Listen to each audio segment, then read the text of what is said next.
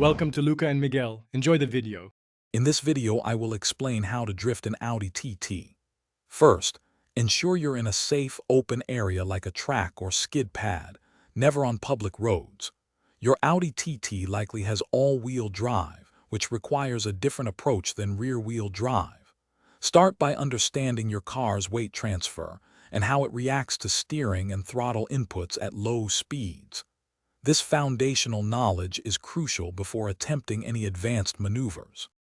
To initiate a drift in your Audi TT, approach a corner at a moderate speed. Briefly engage the handbrake to unweight the rear wheels and brake traction.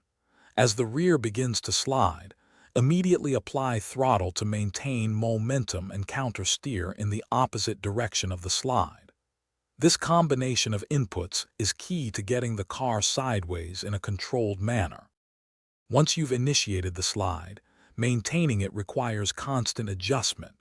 Use the throttle to control the speed and angle of the drift while making small, precise countersteering corrections. Your eyes should always be looking through the turn, towards where you want the car to go. To exit, smoothly ease off the throttle and gently unwind the steering wheel, allowing the car to straighten out. Safety is paramount when practicing any advanced driving technique. Always ensure your vehicle is in excellent condition and wear proper safety gear. Remember, drifting should only be attempted in designated safe environments, never on public roads. Consistent practice will refine your skills and build confidence.